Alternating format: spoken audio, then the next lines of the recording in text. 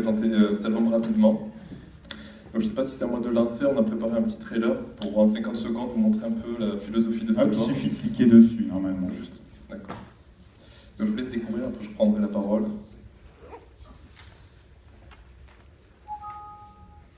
Voilà. Mais non, il ne veut pas. Non. Alors, expliquez-nous déjà Salvom. Oui.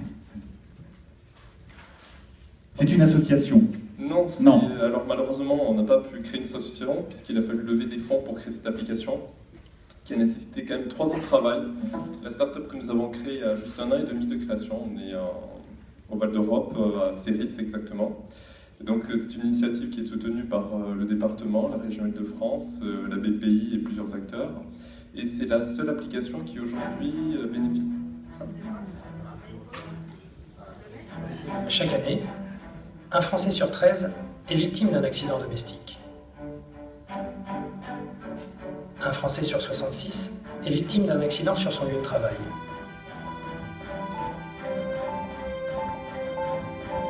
Plus de 40 000 personnes succombent à une crise cardiaque. Et une personne sur 6 sera touchée par un AVC dans sa vie. Aujourd'hui, vous pouvez agir, où que vous soyez, qui que vous soyez. Permettre à chacun de sauver une vie. Salvom. Rendez-vous sur www.salvom.org. Oui, donc une application, hein. C'est ça? Donc oui, c'est une application web et mobile, c'est-à-dire que vous pouvez l'avoir sur ordinateur, Mac et PC, sur tablette et smartphone, iOS et Android. Pour revenir à l'origine de Salvom, nous sommes partis d'un constat, il y a de nombreuses années. Pourquoi les gens ne se formaient pas au secourisme et quel est le décalage qui explique en fait que aujourd'hui en France, on est très décalé par rapport à d'autres pays, notamment des pays nordiques. Et donc on avait lancé une enquête et on s'était aperçu que les principaux freins dans l'ordre étaient le temps, l'accessibilité à la formation et le prix. Et donc Salvom a vocation à répondre à ces 3 problématiques et 2 problématiques qui ont été évoquées tout au long de la matinée, c'est qu'il faut former. Et ça ne suffit pas de former parce que les gens ensuite ils ne se sentent pas capables, même après la formation, 1 heure après la formation, ils ne se sentent pas capables d'agir et il faut réviser. Et donc Salvom va répondre à ces problématiques, en tout cas on a essayé.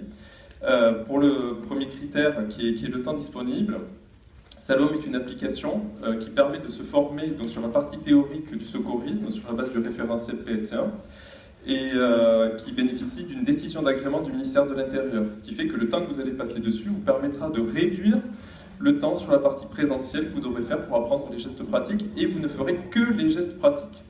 C'est-à-dire que lorsque vous vous inscrivez pour une demi-journée pour avoir votre diplôme PSC1, eh bien vous serez face à des mannequins ou des mises en situation, vous n'aurez plus la partie théorique puisque vous l'aurez déjà acquise avec Salvom. Et c'est ce que permet cette décision d'agrément. Donc là, on va pouvoir réduire le temps d'une demi-journée de formation au lieu d'une journée. Et ça lève beaucoup de freins.